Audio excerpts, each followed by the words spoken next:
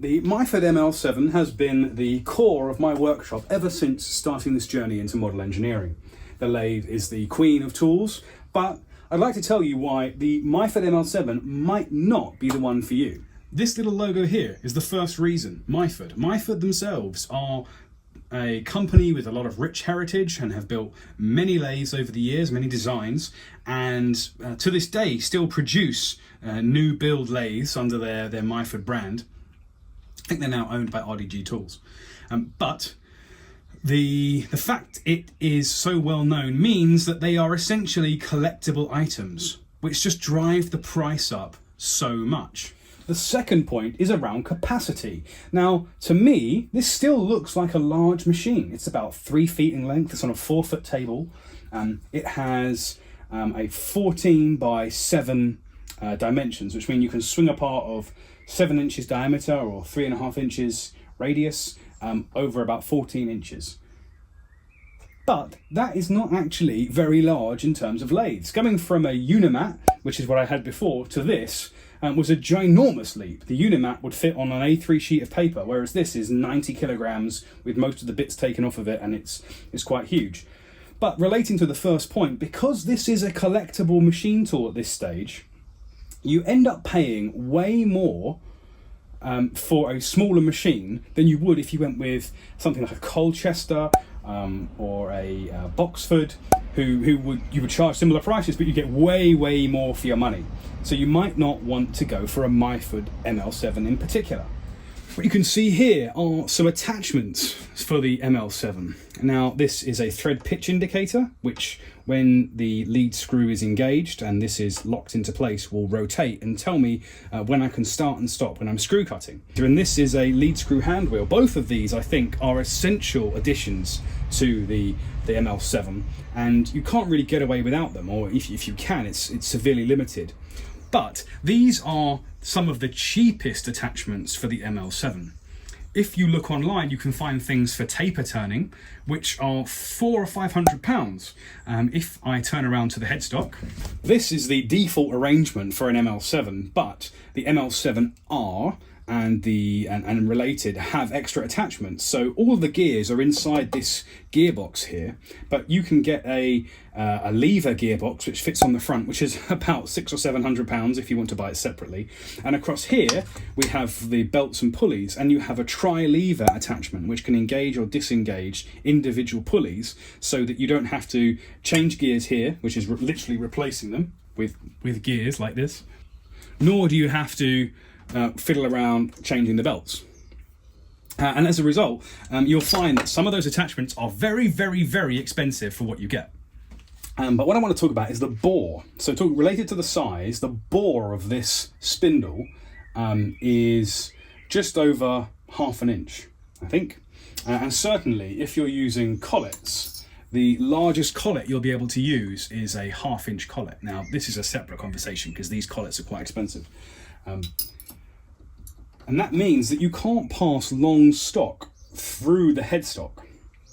So anything larger than, just say for the sake of argument, 9/16, you need to mount in the chuck. And what are these? Well, these are the Myford collets. And you might say to yourself, well, collets are just collets, right? ER32, ER20, those are collet standards like 5C and so on. But these are collets designed specifically for the Myford lathe.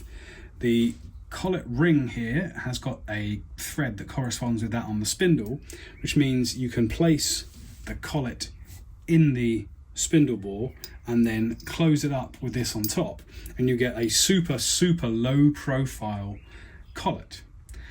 And obviously it's a through collet as well, so you can pass work through. But these are incredibly expensive. At the time of writing, these are going for about between £25 and £40 each. And these are all the imperial sizes in 30 seconds. I think there's a couple of 64s that are knocking around, because you can make these yourself, but the only ones that Myford provided were in 30 seconds. And metric ones are basically unavailable. What you can see here is the back gear mechanism for the ML7. So if we look, this spindle rotates pretty freely. And underneath here is a tumbler, which is for the back gear. So if I engage it, or try to engage it, there we go. So now the back gear is engaged. But of course, this wheel is still rigid with the spindle, so it will just jam up. You can't move it at all. What you need to do is undo this bolt here, this nut, and slide out this key, which is keying this wheel into an underlying gear, which is like a double thickness, which actually this same tumbler attaches to. And then that will allow this to rotate freely, which then means the back gear is engaged. Now that's just a massive faff. You know, you don't just have a lever, you don't have a push button, you don't have something to pull out. You have to get in the guts, undo this, slide this key out, do it back up again, close this up, lock it back into place, and then you're in back gear. What you can see here is the bed of the ML7. Now this is a pretty traditional design. It's just a flat bed with steel here. And this is where the problem lies. Most modern lathes have prismatic beds where they have multiple faces for alignment and registration of things like the carriage, but they're also typically hardened. Now these are just mild steel. I think this is cast iron actually. I'm not sure. But this is not, no, it must be steel, but this is not hardened at all. So there's dings and dents and scratches in it.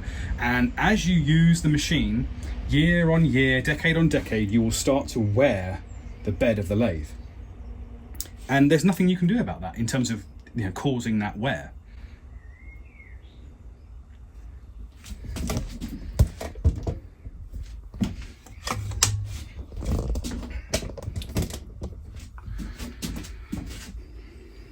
The spindle also runs in bearings inside these bearing caps. And those bearings are essentially disposable items. You can shim the caps if you need to increase the diameter of the bearings, but as they wear, and they will wear, you will eventually get play in the bearings here. And unfortunately, Myford no longer supply compatible bearings that you can just chuck in here. You need to, if you're going to buy them, you will need to buy new bronze bushings, not bronze bearings, sorry, and you will need to buy a hardened shaft to fit in them. And that's about £300. While we're here, let's talk a little bit about these oilers.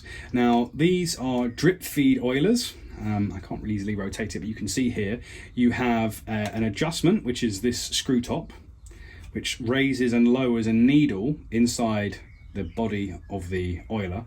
And you can turn them on and off by flicking this lever on top, which raises and lowers it a more significant amount.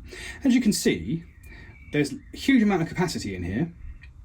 So in theory, you fill it up, you adjust this so you get one drop every 30 seconds or one drop a minute, and then when you're finished, you flip up or flip down the lever, and you're then stopping the fluid from moving until you then come back and start it up again. The problem is, adjusting these is a right pain. It's very, very difficult indeed, and as a result, you end up draining all the oil immediately, or you don't get any oil being drained at all. It's kind of a feast or famine thing here. And this is a total loss oiling system. Oh look, we've got a bit of swarf down there, probably should fix that. This is a total loss oiling system, which means oil floods into the bearings and then it comes out the sides and just drains down, and we end up down here with a nice pool of oil. The dials on the cross slide and top slide are Mazak, which is an alloy of zinc, aluminium and so on, and they are cast, I guess, and this is what they look like. They're quite shiny and the numbers are quite small, and they've got this nice bevel to them. What that does mean though is as you're traversing the carriage, it can be difficult to read, especially at normal magnification, exactly where you are in that journey. And certainly I've got, you know, a 50 and an 80 mixed up before, because the numbers are quite small and they're quite close together, or 30 and an 80 for example, and the same over here. So they're not the easiest dials to read. In days gone by, you would have typically seen a dead center in here, bit of grease, center drill, and you'd be holding the back end of work for support. These days, however, most people use it to hold a drill chuck. Now you'll notice this drill chuck has a tang on the end, and that tang is to stop the drill chuck rotating in the Morse taper socket. So as you apply drilling force here, there is going to be a tendency for this to rotate, the whole assembly to rotate in the socket. So in a drill press, you have bars inside the end of the socket, which this slot into, which forces this in place. And the Morse taper socket on the tailstock does not have that feature. And this is a bit of an Achilles heel for the Myford. We have a thread on the spindle, and that thread is used to attach chucks and things like faceplates. Now, that's a perfectly serviceable solution if you're only ever going to be coming at the part in this anti-clockwise motion of the spindle. Of course, if you are rotating it the other way, the drag on the applied by the cutter onto the work will then be transmitted to the chuck or the faceplate, which will then unwind it and it will drop straight off. However, and this is a big however, I'd like to allay any fears you might have about the ML7. So the fact it's collectible, well, that means that there is a desire for it, and then typically there is an availability for it. So if you needed a new pulley, here, you cracked the pulley, or you needed a new cross slide, those parts are available. They might not be cheap, but they are available. It is not very large, 7 by 14, but it has a great feature, which is the gap bed here. So over here, you can swing, I think, up to 9 inches in diameter here. And there is obviously a faceplate that has to fit in there, so it can't be very thick. But 9 inches in diameter is a pretty large piece of turning to do on any home lathe. Yes, the spindle bore could be larger, and Myford do provide big bore Super 7 lathes if you want to spend 3 or 4 times the amount to get a larger bore in there. But there's just no need. You can machine everything you need to machine between centers or by cutting it to length. And if you think that's impossible, then just tell the 10 or 11 generations of engineers and model engineers using machines just like this, or even more primitive, to make pretty amazing stuff. The beds aren't hardened, the ways aren't hardened, but they can be. You can send this off to Myford, I think, who still do it, and you just send them the bed casting, take it all apart, send them the bed casting, they regrind the surface and they harden them for you. And that's not cheap, and it's not very quick, but it can be done.